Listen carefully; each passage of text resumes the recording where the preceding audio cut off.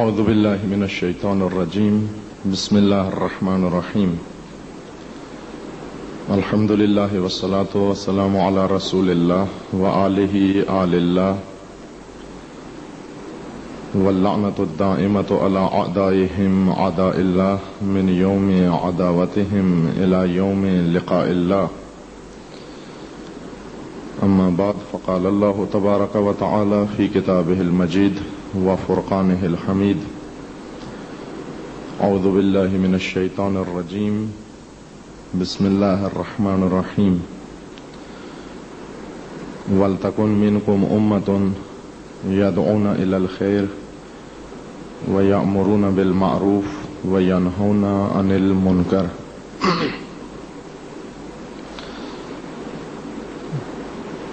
موضوع سخن امر بالمعروف اور نہی عن المنکر ہے.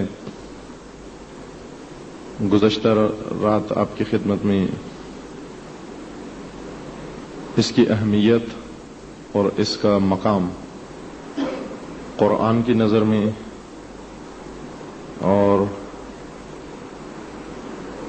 سیرت معصومین میں اور سنت و حدیث میں عرض کیا تھا.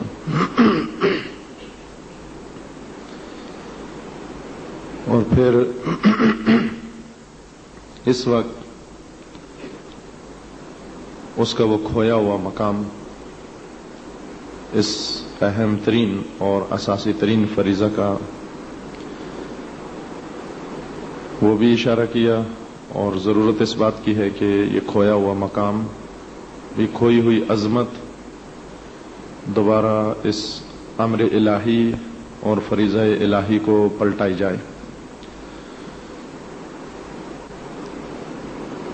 امر بالمعروف جیسے اہم فرائض کی عظمت کو ان کی طرف پلٹانا، اس کا طریقہ کار یہی ہے جو آپ نے اختیار کیا ہے کہ اسے اپنی سنجیدہ ترین محفلوں میں، مجلسوں میں، گفتگو میں محل لباس و گفتگو قرار دیں، اس کی اہمیت جتلائیں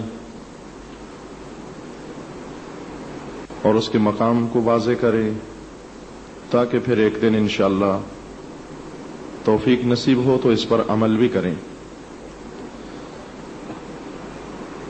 صرف بات کر دینے سے کوئی فریضہ زندہ نہیں ہو جاتا.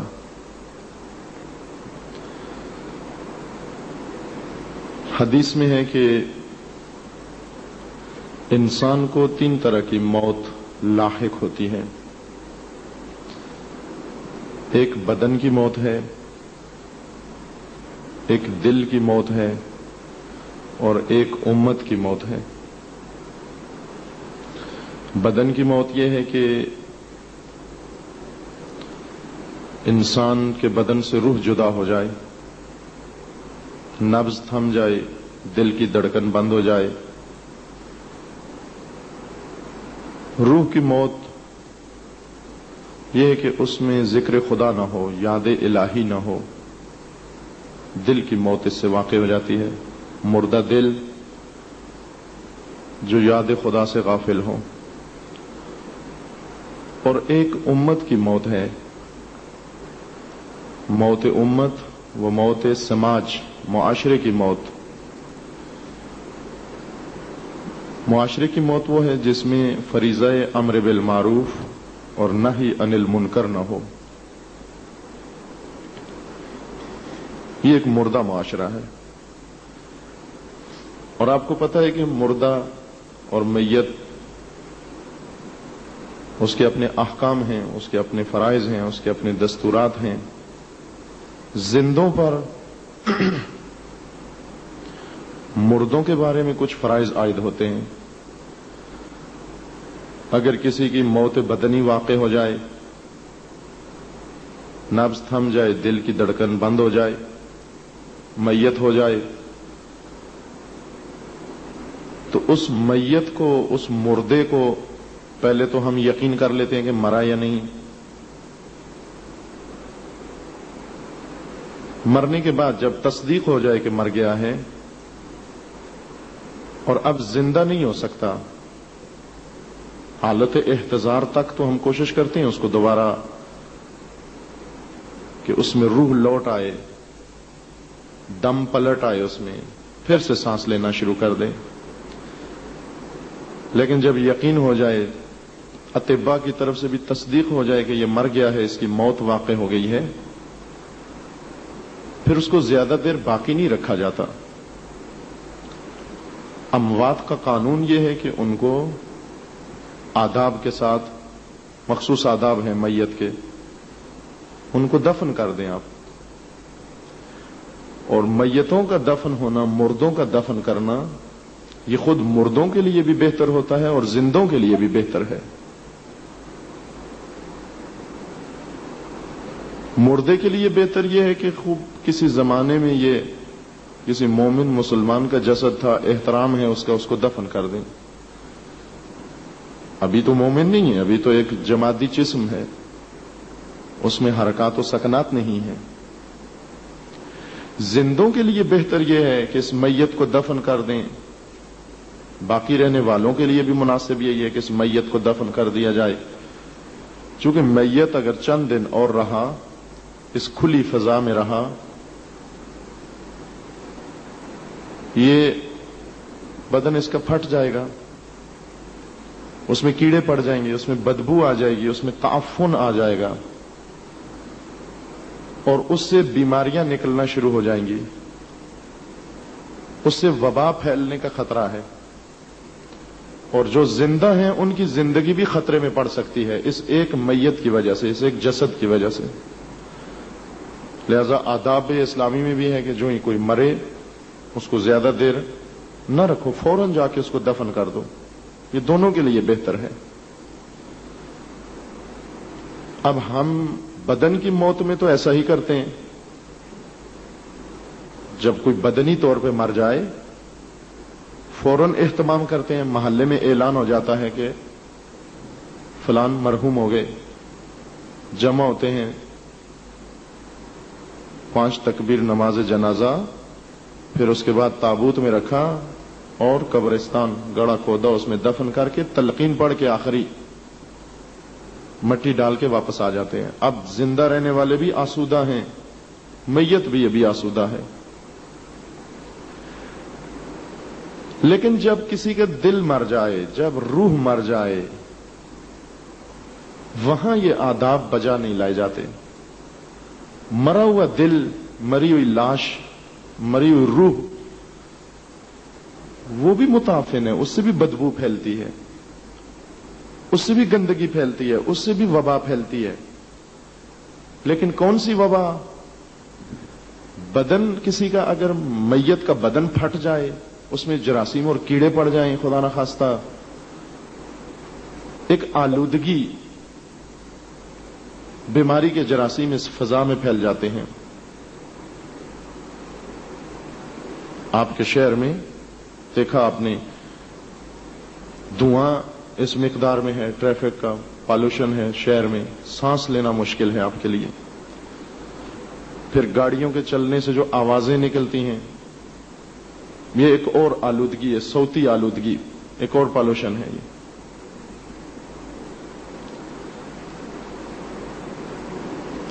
सांस लेने की आलूदगी है, हवा में आलूदगी है, सौती आलूदगी है। लेकिन इन तमाम आलूदगियों से बड़ी आलूदगी एक है, आवाजें, सलेंसर फटे हुए रक्शे, ये आवाजें ईजाद करते हैं और इनकी सिमाखराश आवाजें आपके कानों में पड़ती हैं, आपके आसाब मुख्तल होते हैं, मुतासिर होते हैं। अक्सर घरों के झगड़े, अक्सर आपस की तू तकार, ये चिड़चिड़ापन तबीयतों में, अगर जाके आप मुआयना करवाएं अपना, तो ये रक्शे वाले जिम्मेदार हैं, क्योंकि ये आवाजों ने हमारे आसाब खराब कर दिए। धुएं की आलूदगी, आवाज की आलूदगी। लेकिन ये कोई बड़ी आलूदगियां नहीं है, क्योंकि इनसे ज्यादा से ज्यादा हमारा बदन आलूदा होता है। इसी मुल्क, इसी शहर में सबसे बड़ी आलूदगी फिक्री आलूदगी है, फिक्री पॉल्यूशन है, नजरियाती पॉल्यूशन है।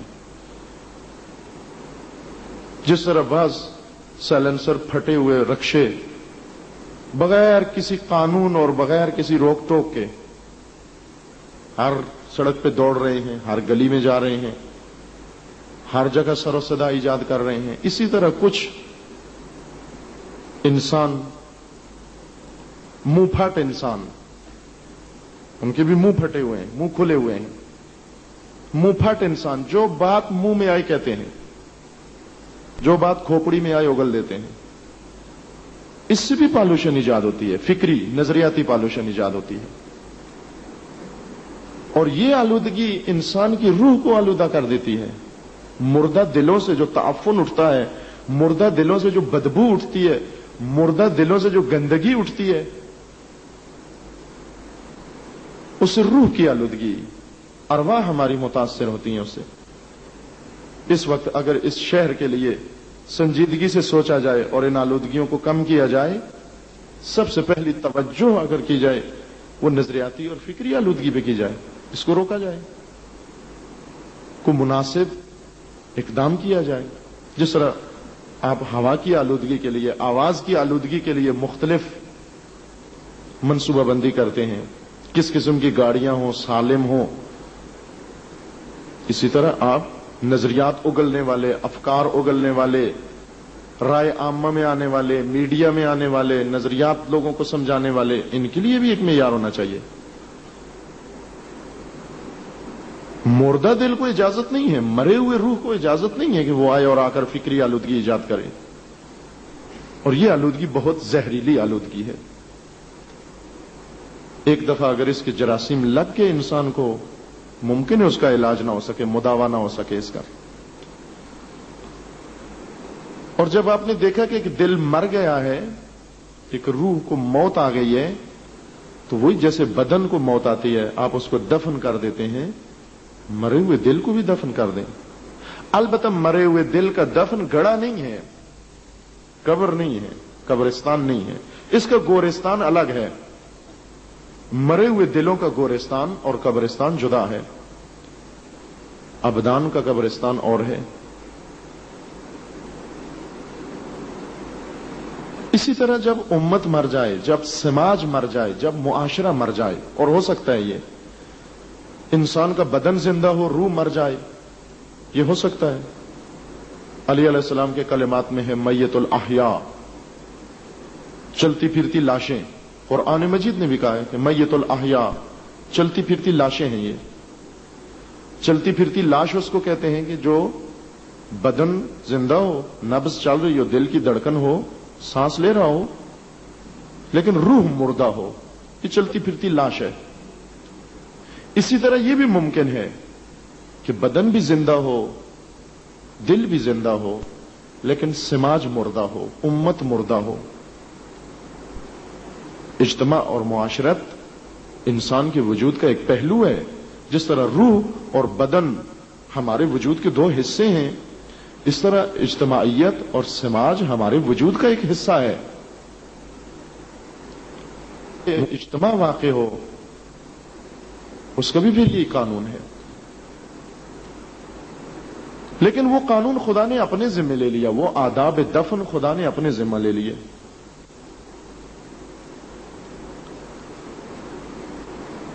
कुछ अमवात को दफन करने का फरीजा हमारी गर्दन पे डाला, लेकिन जब एक उम्मत मर जाए, जब एक मुआशरा मर जाए, जब एक समाज मर जाए, उससे रूह निकल जाए, उसको भी ज्यादा देर रहने की इजाजत नहीं है। हुक्म खुदा यह है, कानून इलाही यह है कि मौत के बाद अब उसको हयात का हक नहीं पहुंचता, दफन कर दो इसको। पहले तो एक हद तक हमें कहा कि इसको दफन कर दो, मुर्दा इज्तिमा को दफन कर दो तुम। अगर तुमने दफन नहीं किया तो खुदा खुद दफन कर देगा तुम्हें। और जब इज्तिमा मर जाता है, मुआशरा मर जाता है, मरे हुए मुआशरे में फिर यह नहीं देखा जाता कि कौन सा उज़्व सांस ले रहा है और कौन सा उज़्व सांस नहीं ले रहा। जब उम्मत की मौत वाक़े हो जाए, बेशक चंद एक उसमें से जिंदा हो, सांस ले रहे हो, लेकिन उनका सांस लेना उम्मत की मौत और दफन को नहीं बचा सकता। अगर आपने खुद दफन न किया, आपने खुद उस उम्मत को इहया न किया, जिंदा न किया, तो फिर बारी जाते खुदा पर आ जाएगी اور خدا نے قانون مقرر کیا ہوا ہے کہ ہم کبھی کسی مردہ قوم کو، کسی مردہ اجتماع کو، کسی مردہ معاشرے کو، کسی میت سماج کو زندہ نہیں رہنے دیں گے. کیوں؟ اس لیے کہ اس کا وجود کے پھٹنے کا خطرہ ہے، گندگی کا خطرہ ہے، آلودگی کا خطرہ ہے، وبا پھیلنے کا خطرہ ہے، آنے والی نسلوں کے متاثر ہونے کا خطرہ ہے. لہذا بہتر یہ ہے کہ اس کو دفن کر دیا جائے. اور قرآن مجید نے ایسے بہت سارے نمونے بیان کیے ہیں کہ جہاں پر خدا نے بہت سے اجتماعات کو دفن کر دیا، معاشروں کو دفن کر دیا، امتوں کو دفن کر دیا. ایسا دفن کیا کہ ان کی قبر کا بھی نشان معلوم نہیں کہ کہاں دفن ہوئے. قوم عاد، قوم سمود، قوم لوط، قوم نوح، یہ سماج تھے، یہ معاشرے تھے، یہ امتیں تھیں. جب ان میں موت آ گئی، ان کو مر گئے، ڈانچے بن گئے، یہ خدا نے دفن کر دیا. کس طرح سے دفن کیا؟ کیا کلمہ خداوند تبارک و تعالیٰ نے ان کے لیے استعمال کیا؟ فرمایا اذا اردنا ان نہلک قریۃ، جب ہم ایک بستی کو، جب ہم ایک آبادی کو ہلاک کر دینا چاہتے ہیں، اس کو تباہ کر دینا چاہتے ہیں، اس کو ویران کر دینا چاہتے ہیں، امرنا مترفیہا، ہم اس کے عیاشوں کو، ہم اس کے مفسدوں کو، یعنی وہی جو بیکٹریز ہیں اس کی، جو جراثیم ہیں، مرض پھیلانے والے، وبا پھیلانے والے، ہم ان کو فعال کر دیتے ہیں، سرگرم کر دیتے ہیں امت کے وجود میں. جب کسی انسان کے بدن کو کوئی مرض لگے تو بیماری کے جراثیم فعال ہو جاتے ہیں بدن کے اندر. قوم کو بھی جب مرض لگ جائے، قوم کو بھی جب بیماری لگ جائے، ملت، اب یہ قوم میں کہہ رہا ہوں تو قوم کا معنی آپ امت لیں، ورنہ قومیت خود ایک مرض ہے. امت کے لیے قومیت ایک مرض ہے خود، اور وہ چونکہ پہلے گفتگو ہو چکی ہے، آپ اسی تناظر میں اس بات کو بھی سنیں. قوم اور چیز ہے، امت اور چیز ہے. قوم رکے ہوئے منجمد لوگوں کا نام ہے، اور امت ایک متحرک طبقے کا نام ہے. قوم ایک انجماد کا نام ہے، ایک جمود کا نام ہے. اور جمود میں، انجماد میں مثال بھی دی تھی آپ کی خدمت میں کہ اگر پانی کا ریلا رک جائے جوہڑ بن جاتا ہے، اور جوہڑ سے ہمیشہ جوکیں، حشرات اور مضر جراثیم نکلتے ہیں. متحرک پانی میں اگر کوئی حیوان آ بھی جائے تو وہ قابل استفادہ ہوتا ہے.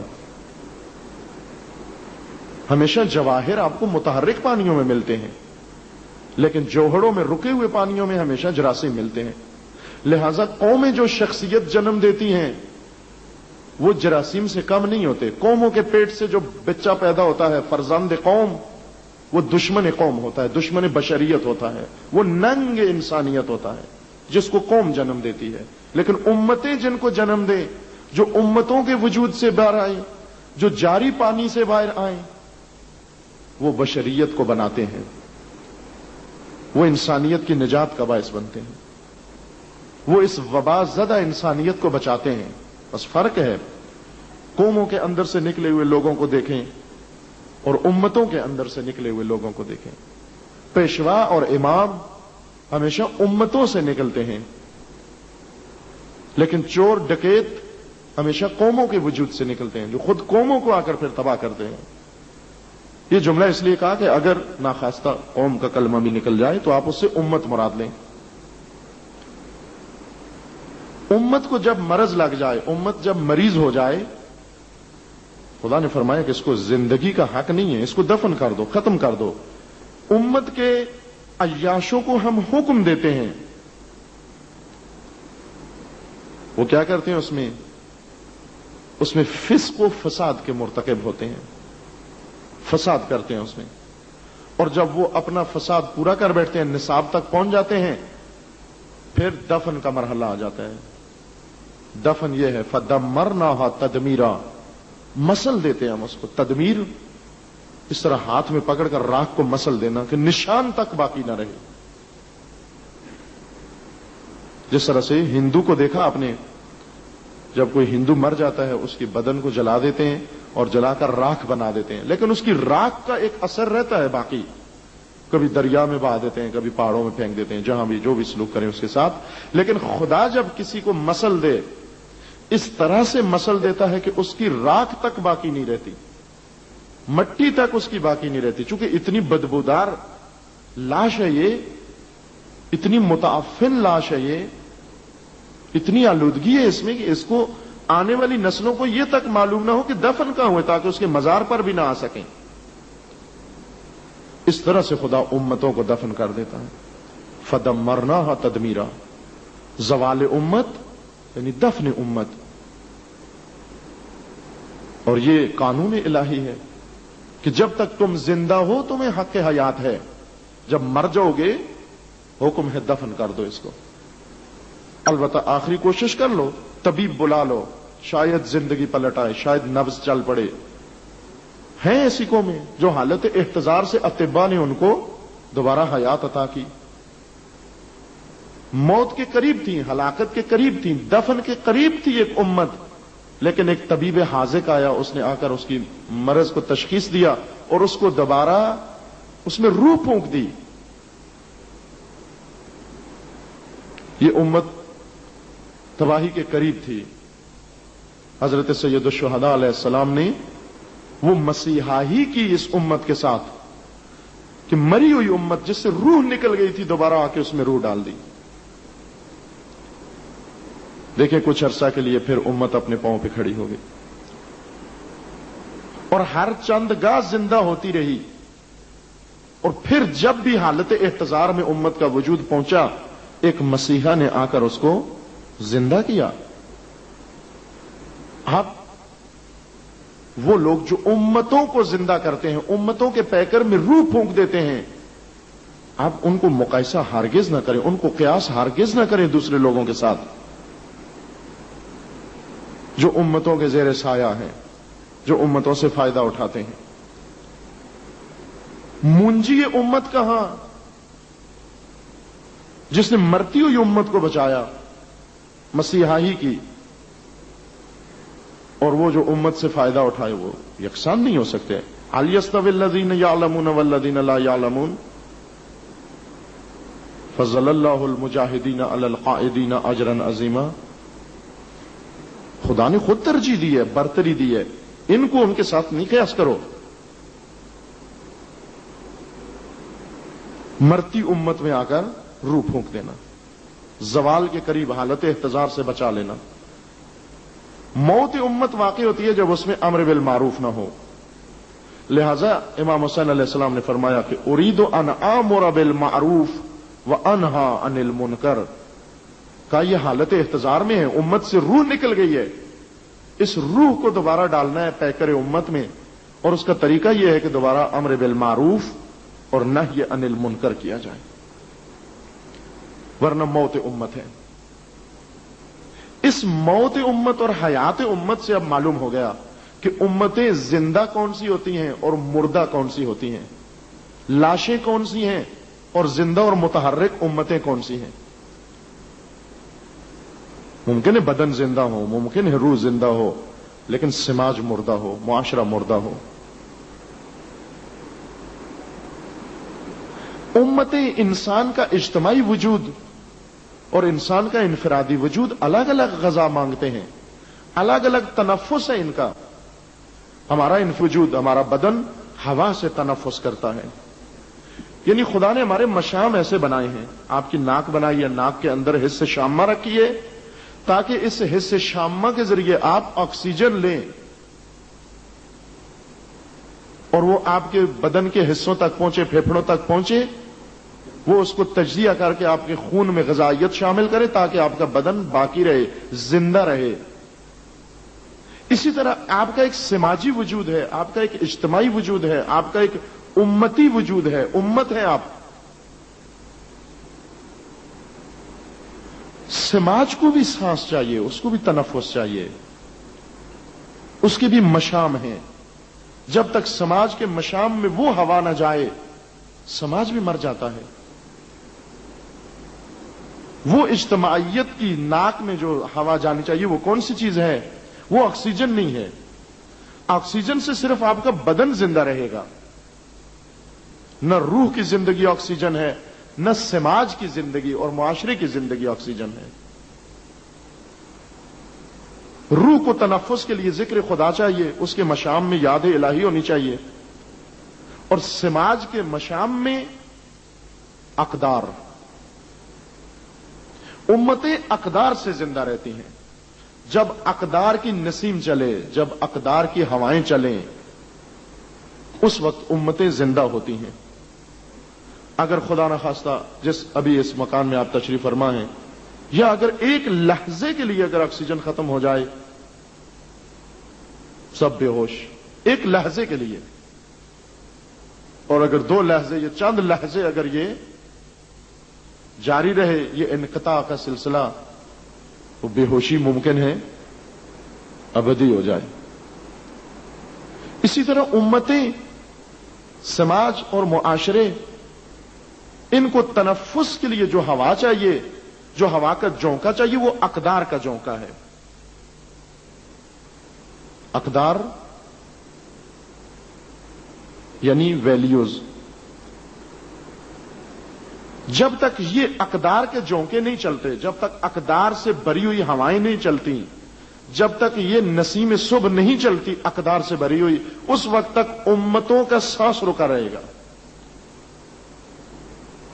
مر جائیں گی امتیں، اجتماعات مر جائیں گے. امتیں اقدار کے سہارے قائم ہوتی ہیں، سماج اقدار کے سہارے قائم ہوتا ہے. اگر اقدار اس میں سے ہٹ جائیں، مٹ جائیں، وہ موت امت ہے، موت سماج ہے. وہ بے شک چلتی پھرتی لاشیں نظر آئیں گی، لیکن چلتی پھرتی لاشوں کو دیکھ کر یہ نہ کہنا کہ یہ کتنا آباد شہر ہے. مثلا فرض کر لیں آپ ایک قبرستان میں چلے جائیں، یہاں کراچی سے کچھ فاصلے پر قبرستان ہے، کیا نام ہے اس کا، بہت بڑا قبرستان. اگر آپ کسی کو لے جائیں قبرستان میں جا کر دکھائیں اس کو کئی کلومیٹر لمبا قبرستان، تو وہ آپ کو کہے کہ میں نے اتنی بڑی آبادی، اتنا بڑا معاشرہ کبھی بھی نہیں دیکھا تھا. آپ خود حیران ہوں گے کہ یہ آبادی ہے، یہ تو قبرستان دکھا رہا ہوں، یہ گورستان دکھا رہا ہوں آپ کو. یہ لیٹی ہوئی لاشیں ہیں، یہ افقی لاشیں ہیں، دراز لاشیں ہیں، یہ سوئی ہوئی لاشیں ہیں. وہ فرق نہیں پڑتا لاش لیٹی ہوئی ہو یا کھڑی ہوئی ہو، لاش لاش ہوتی ہے. میت میت ہوتا ہے، افقی لیٹا ہوا ہو یا عمودی کھڑا ہوا ہو، میت میت ہے. اگر آپ گورستان میں لے جائیں، لاشیں لیٹی ہوئی دیکھ کر کوئی اس کو آبادی نہیں کہتا، تو کھڑی ہوئی لاشیں دیکھ کر خوش ہو جائے کوئی، یہ بڑی آبادی ہے، بڑا زندہ شہر ہے. ممکن ہے امت کی موت واقع ہو چکی ہو، یہ قبرستان امت ہے، یہ گورستان امت ہے، تو خوش ہونے کی بات نہیں ہے، اپنے آپ کو دھوکہ دینے کی بات نہیں ہے، ورغلانے کی بات نہیں ہے. یہ موقع وہ نہیں ہے، یہاں عبرت لینے کا موقع ہے. ویسے بھی آداب میں ہے کہ آپ ہفتے میں 1 دفعہ ضرور قبرستان میں جائیں عبرت کے لیے، میت کو دیکھیں تاکہ تمہیں زندگی کا احساس ہو جائے، زندگی کو غنیمت سمجھو. تم ہمیشہ جاؤ، ہفتے میں 1 مرتبہ ضرور قبرستان میں جاؤ تاکہ تمہیں معلوم ہو زندگی کیا ہے. ان مری ہوئی امتوں سے انسان زندگی کا احساس کرے. اقدار کے سہارے امت کا وجود ہے، اجتماع اور سماج کا وجود ہے. اگر اقدار نکال دیں ان سے، لاشیں رہیں گی، امت مر جائے گی، معاشرہ مر جائے گا، سماج مر جائے گا. لہذا ممکن ہے اقدار کو مارنے کے لیے ہمارے بدن، ہمارے اجسام، ان کو نہ چھیڑا جائے. اقدار پہ حملہ جب کیا جائے، اقدار کو کسی قوم سے لے لیا جائے، یعنی آکسیجن کسی قوم کی بند کر دی جائے، ملت کی بند کر دی جائے، امت کی بند کر دی جائے. ابھی سیاسی تحلیل گروں کا یہ کہنا ہے کہ عنقریب جو جنگ ہونے والی ہے وہ پانی کے مسئلے پر ہوگی. عظیم جنگ عظیم جو ہوگی، بڑی عالمی جنگ، وہ پانی کے مسئلے پر ہوگی، کیونکہ پانی مایہ حیات ہے. اور کچھ ملک تو بالکل جنگ کے دہانے پہ کھڑے ہوئے ہیں پانی کے مسئلے پر. پانی اتنی اہمیت رکھتا ہے، آپ کے بدن کے لیے مایہ حیات ہے، تو اقدار آپ کے سماج کے لیے مایہ اقدار ہیں، آپ کی امت ہونے کے لیے مایہ حیات ہیں. اگر کسی ملک نے آپ کے ملک میں آتے ہوئے ڈیم، دریا پر ڈیم بنا دیا، آپ اس مسئلے کو اتنا اٹھاتے ہیں، UN تک لے جاتے ہیں، عالمی عدالت میں لے جاتے ہیں اس کو، کس نے ہمارا پانی روک لیا. ابھی آپ کو معلوم ہوگا کتنے ملک ایسے ہیں جن کا عالمی عدالت میں پانی کا کیس چل رہا ہے. خوب اگر کوئی اقدار کی بہتی ہوئی نہر پر ڈیم بنا لے اور روک لے اور یہ اقدار کا ریلا نہ آنے دے اور ہمیں تنفس نہ کرنے دے, یہ حق نہیں بنتا کہ اس پہ مقدمہ چلایا جائے, اس کی شکایت کی جائے, اس مسئلے کو عالمی سطح پہ اٹھایا جائے. UN کو اس کا بھی خیال رکھنا چاہیے, لیکن اس کے لیے شعور اور بیداری چاہیے. اگر آپ اپنے گھر میں سب کچھ کرنے پر آمادہ ہیں, آزاد ہیں, تو گھر میں رہنے سے تو انسان امت نہیں بنتا.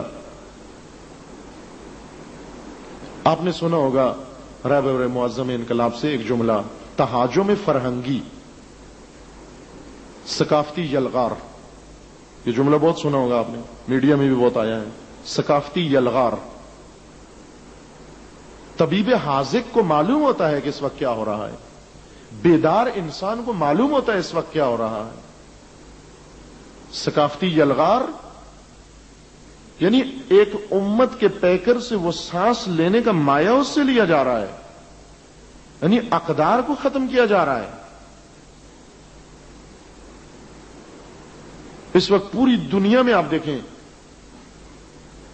جتنے بھی ذرائع ہیں تبلیغات کے, اور ہمارا بھی ان سے سروکار ہے, خواہ وہ مطبوعات کی شکل میں ہو, خواہ وہ الیکٹرانک میڈیا ہو, خواہ وہ جس شکل میں بھی ہو, سب سے بڑے حملے اس وقت جس چیز پر ہو رہے ہیں وہ اقدار انسانی, اقدار الہی اور اقدار اسلامی ہیں.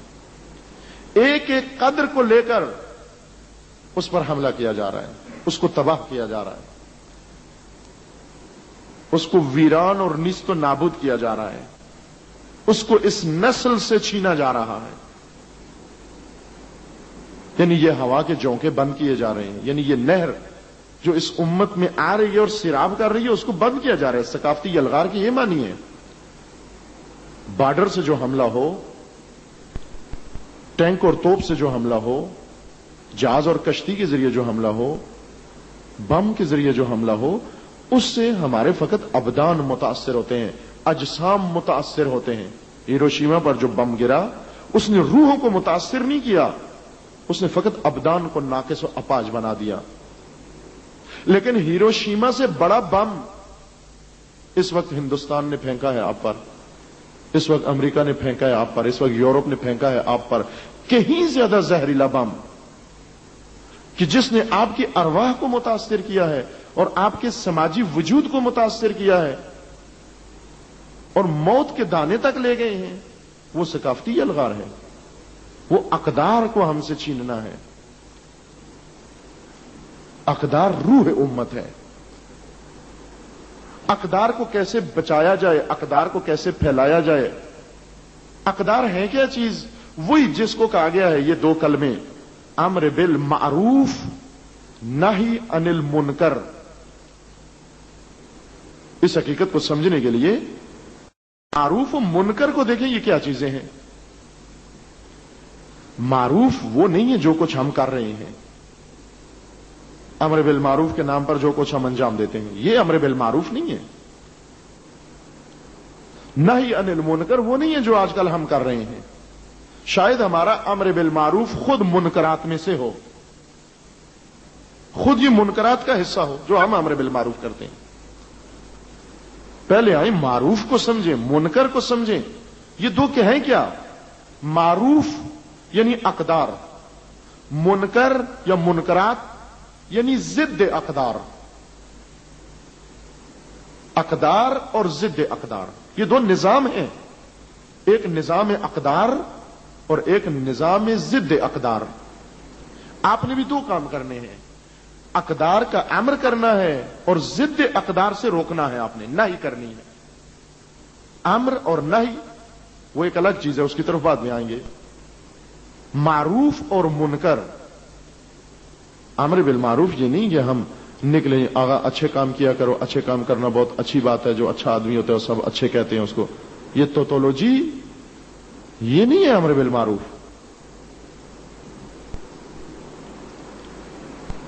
اچھے کام کیا کرو, اچھا کام کرنا بہت اچھی بات ہوتی ہے. شاید یہ خود منکرات میں سے ہو جائے یہ چیز. پہلے اقدار کو سمجھیں. اقدار کیا چیزیں؟ سب سے پہلی چیز امر بالمعروف میں بصیرت ہے کہ پہلے آئے اس نظام اقدار کو سمجھیں ہم کیا ہے. کتنے لوگ ہیں جنہوں نے امر بالمعروف کر کے لوگوں کو دور کیا، گمراہ کیا ہے. اگر یہ امر بالمعروف نہ کرتے شاید اتنی گمراہی نہ پھیلتی. بے شعور، جس کو علم ہی نہیں ہے معروف کیا ہے، اقدار کیا ہے، جس کو یہ معلوم ہی نہیں ہے منکرات کیا ہیں، یعنی ضد اقدار کیا چیزیں ہیں. پہلے قدروں کا نظام سمجھو، ضد اقدار نظام کو سمجھو، پھر امر اور نہی کی باری آتی ہے اور اس کی اپنی شرائطیں پھر اور اس کا اپنا طریقہ کار ہے. پھر بعض اوقات میں نے کہا نا کہ امر بالمعروف کے نام پر خود منکرات یعنی ضد اقدار کے نام پر کبھی انجام دی جاتی ہیں. اس کو قدر سمجھا جاتا ہے، اس کو ویلیو سمجھا جاتا ہے. بہت سارے نمونے صدر اسلام سے بھی ہیں، تاریخ میں بھی ہیں، معاصر زمانے میں بھی ہیں. کہا جاتا ہے کہ جب بعض اسلامی ممالک میں پہلی دفعہ سائیکل آیا تو وہاں پر ایک کمیٹی انہوں نے بنائی، امر بالمعروف کمیٹی. یہ پہلے سے بنی ہوئی تھی. ان کا کام یہ کہتا ہے امر بالمعروف کریں، نہی عن المنکر کریں. ان سب نے مل کر جہاد فی سبیل اللہ کیا کہ اسلامی ملک میں سائیکل نہیں چل سکتا. کیوں؟ کہا کہ یہ شیطانی چرخہ ہے. اس کا نام رکھا تھا شیطانی چرخہ ہے اور یہ بدعت ہے کیونکہ رسول اللہ چرخے پر نہیں بیٹھے، سائیکل پر نہیں بیٹھے. اب دیکھو یہ امر بالمعروف ہے، یہ امر بالمعروف ہے. اور پھر انہی لوگوں نے امر بالمعروف کیا. پہلے بھی آپ کی خدمت میں شاید یہ مثالیں پیش کی ہیں، تاریخ کے حقائق ہیں. کینچیاں لے کر یہ کمیٹی امر بالمعروف بازاروں میں پھرتے تھے. انہوں نے ایک سائز رکھا ہوا تھا مونچھ کا، اگر 1 سینٹی میٹر اس سے بڑی مونچھ ہوئی کاٹ دیتے تھے وہاں پر. یہ امر بالمعروف ہے. پانچا اگر گٹے پہ پہنچتا ہے وہاں سے نیچے سے کاٹ دیتے تھے وہ شلوار اس کی. اور پھر کرتے کرتے بہت آگے تک جا پہنچا. خود منکرات انجام دیتے تھے امر بالمعروف کے نام پر. کیوں؟ اس لیے کہ ان کو معلوم ہی نہیں تھا منکر کس کو کہتے ہیں، معروف کس کو کہتے ہیں. یہ جو آپ کی خدمت میں کل بھی عرض کیا تھا کہ امر بالمعروف اور نہی عن المنکر خود ان مظلوم معارف میں سے ہیں کہ جن کے ساتھ ظلم ہوا ہے، ستم ہوا ہے، ان کی روح ان سے لے لی گئی ہے. پہلے خود ان کو روح پلٹائیں، معروف کی تعریف کریں کیا چیز ہے، اقدار کو سمجھائیں کیا چیز ہے یہ، اور اقدار کا رابطہ امت کے وجود سے کیا ہے، اور امتیں بغیر اقدار کے زندہ نہیں رہ سکتی. پھر آئے ہم دیکھیں امر بالمعروف کیا چیز ہے، ہمیں اس کی اہمیت کا احساس ہوگا. پھر معلوم ہوگا کہ کیوں خداوند تبارک و تعالیٰ نے اتنا اہتمام کیا اور کیوں حضرت سید الشہداء علیہ السلام نے اپنی اس عظیم قربانی کے لیے مقصد امر بالمعروف کو قرار دیا. مگر امر بالمعروف یہ چیز ہے.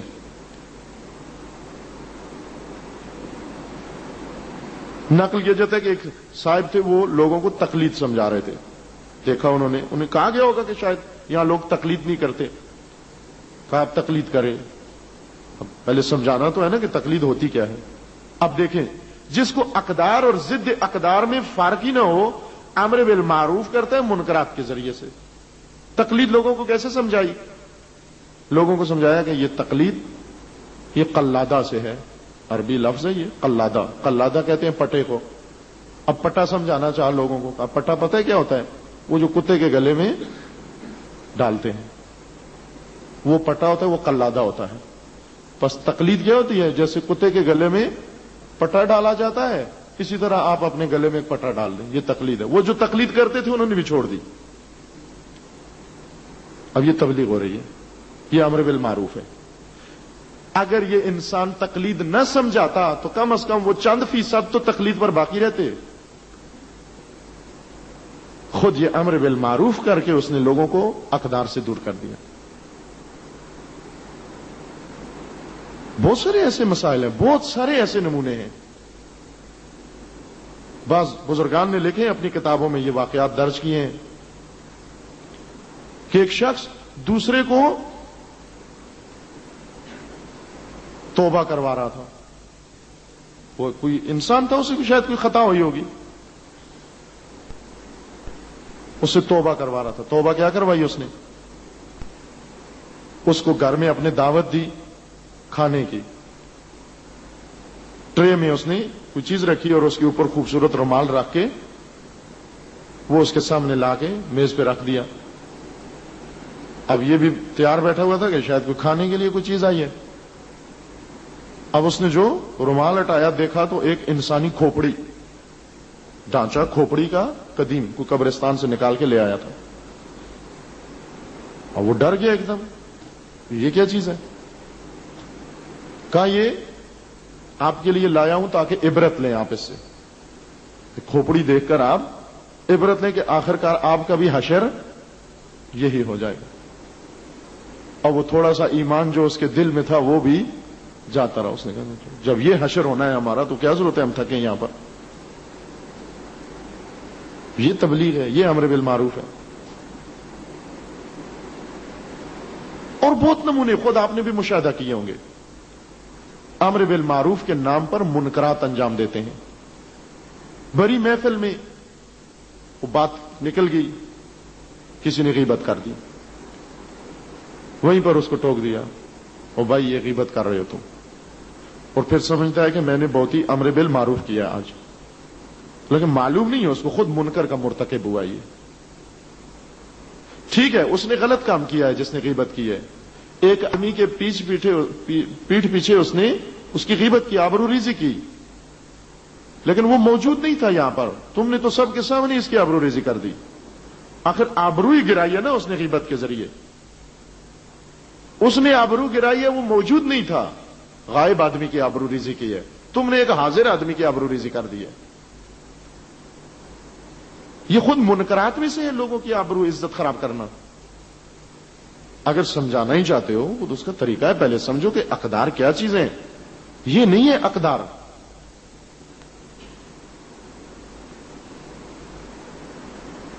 بعض ہوتے ہیں، بہت مرحوم مطہری نے بہت سارے واقعات اس زمین میں نقل کیے ہیں. فرمایا ایک آدمی خود کسی کے ہدایت کرنے سے توبہ طائب کی، اس نے آیا آ کر نماز پڑھنا اس نے شروع کی صف جماعت کے ساتھ. ایک کوئی گناہگار انسان، معصیت کار انسان، مالدار انسان بھی تھا. آیا آ کے نماز میں بیٹھنا اسے شروع کیا. ایک نمازی جو بہت ہی مقدس مآب، اکثر یہ مقدس مآب اس قسم کی تبلیغ کرتے ہیں، اور امر بالمعروف، جو امر بالمعروف کے نام پر منکرات پھیلاتے ہیں، یہ مقدس مآب لوگ ہوتے ہیں. جیسے خوارج امر بالمعروف کرتے تھے، منکرات مرتکب ہو کر اس کا نام امر بالمعروف، چونکہ مقدس مآب تھے سارے. کہا کہ یہ شخص مسلمان ہوا، آ کے نماز اس نے پڑھنا شروع کی. ایک مقدس مآب اٹھا، پوری صف جماعت میں 100-200 آدمی بیٹھا ہوا ہے، امام جماعت بیٹھا ہوا ہے، سب کے سامنے اس کو پکار کر کہتا ہے تم مسلمان ہو؟ کہا مسلمان ہوں میں. جب نماز میں آیا ہوں، جب دیکھتے ہوئے جماعت کے ساتھ شرکت کرتا ہوں، جب سارے آداب انجام دیتا ہوں تو یہ مسلمان ہی نہیں ہے، تو میں مسلمان ہوں، میں بھی تم جیسا. کہا اگر تم مسلمان ہو تو تمہاری داڑھی کدھر ہے؟ اس نے وہی مصلی اٹھایا، وہ سجدگاہ اٹھا کے اس کو پھینکا. کہا کہ ٹھیک ہے میں نہ مسلمان ہوں، جاؤ.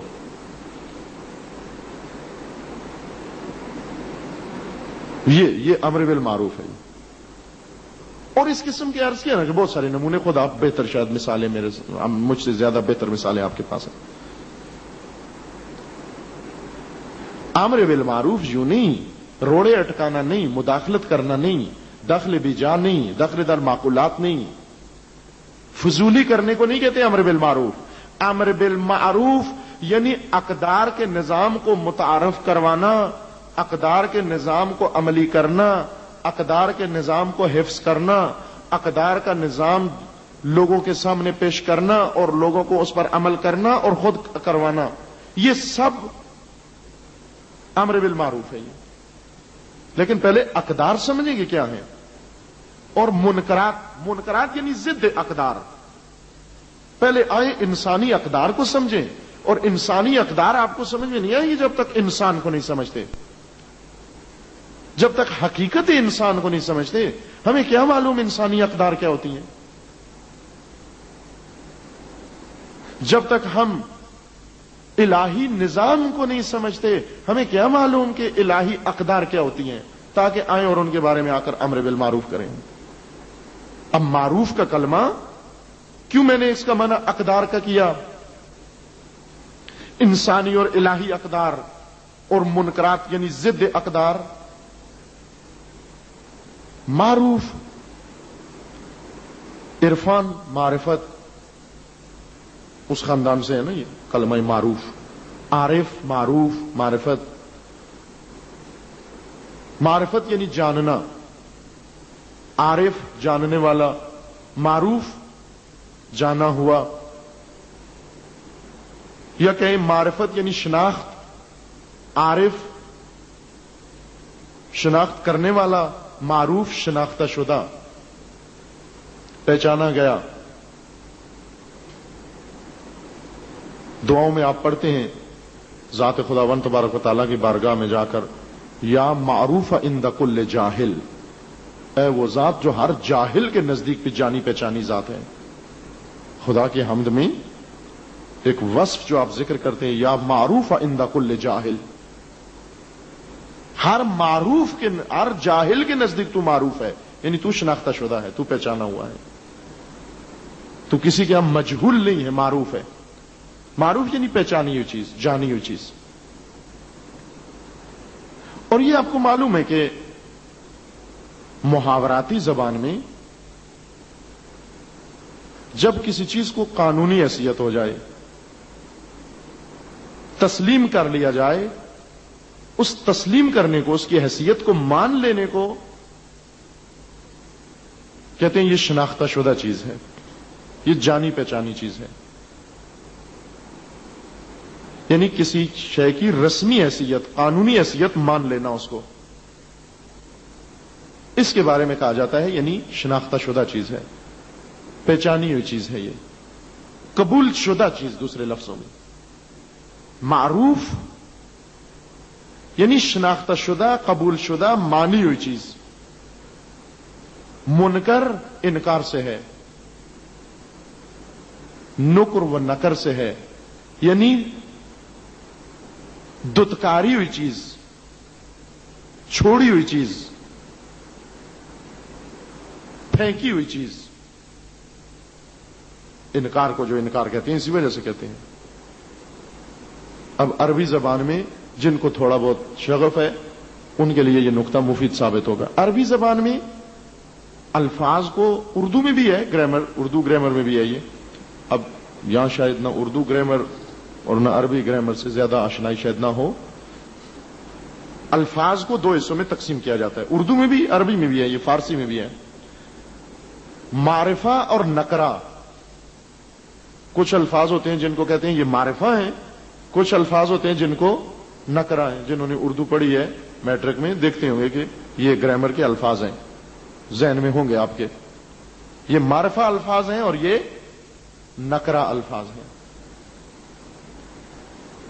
معرفہ وہ چیزیں ہوتی ہیں یعنی جو جانی جا چکی ہیں، پہچانی جا چکی ہیں، شناختہ شدہ چیز ہے، جانی پہچانی چیز ہے. نکرہ کون سی چیز ہوتی ہے؟ مجہول، معلوم نہیں کون ہے، کیا ہے. شناختہ شدہ چیز نہیں، یعنی جس کو رسمیت ابھی حاصل نہیں ہوئی، وہ نکرہ چیز ہو جاتی ہے. معروف و منکر اسی معرفہ و نکرہ سے ہی ہیں. معروف یعنی جانی پہچانی چیز، شناختہ شدہ چیز، قبول شدہ چیز، تسلیم شدہ چیز، مانی ہوئی چیز. نکرہ یعنی دتکاری ہوئی چیز، جس کو نہ قبول کیا گیا ہو، اس کو منکر کہتے ہیں. کون مانی، کس کی طرف سے مانی ہوئی، جانی پہچانی ہوئی چیز، اس کو معروف کہتے ہیں ہم. ہمارے پاس دو منبع ہیں ایسے کہ جو کسی بھی شے کو، کسی بھی مطلب کو، کسی بھی صفت کو رسمیت دے سکتے ہیں، قانونی حیثیت دے سکتے ہیں. دو منبع صرف، اس کے علاوہ کوئی تیسرا منبع موجود نہیں ہے کہ جو کسی کو رسمی اور قانونی حیثیت دے سکے، کسی مطلب کو، کسی مسئلے کو، کسی قدر کو. اور دو ہی منبع پھر ایسے ہیں جو کسی کو دتکار بھی سکتے ہیں، رد بھی کر سکتے ہیں، انکار بھی کر سکتے ہیں. ان دو کی طرف سے جو پہچان لی جائے چیز، شناخت کر لی جائے چیز، تسلیم کر لی جائے جو چیز، اس کو کہیں گے ہم معروف. اور ان دو کی طرف سے اگر کوئی چیز ٹھکرا دی جائے، رد کر دی جائے، دھتکار دی جائے، اس کا نام رکھیں گے ہم منکر، یعنی انکار شدہ، دھتکاری ہوئی چیز، ناقابل قبول. وہ دو منبع کون سے ہیں؟ ایک ہے شرع مقدس، ذات خداوند تبارک و تعالی، و وحی خدا. اس طریقے سے خدا نے بتایا ہو کہ یہ چیز قبول ہے، یہ چیز مانی ہوئی ہے، اور وہ چیز دھتکاری ہوئی ہے، یہ ناپسندیدہ چیز ہے. ایک شریعت کی روح سے، اور ایک دوسرا منبع ہے ہمارے پاس عقل. شرع و عقل کی مدد سے ہم یہ سمجھ سکتے ہیں کہ آیا یہ چیز معروف ہے یا معروف نہیں ہے. مثلا ابھی اس جلسے میں، اس محفل میں ابھی داخل ہونے کے لیے اگر دو آدمیوں کو بٹھا دیا جائے کہ جس کے ورود کے لیے یہ دو آدمی تصدیق کریں گے اس کو آنے دیا جائے گا، اور جس کو یہ دو تصدیق نہیں کریں گے اس کو باہر نکال دیا جائے گا. اگر یہ کام آپ کریں، یہ دو آدمی بیٹھ جائیں گے، ایک ادھر، بیچ میں سے آدمی گزارو، دائیں بائیں دونوں بیٹھے ہوئے ہیں، درمیان میں سے آدمی گزرتا ہے، دونوں اس کو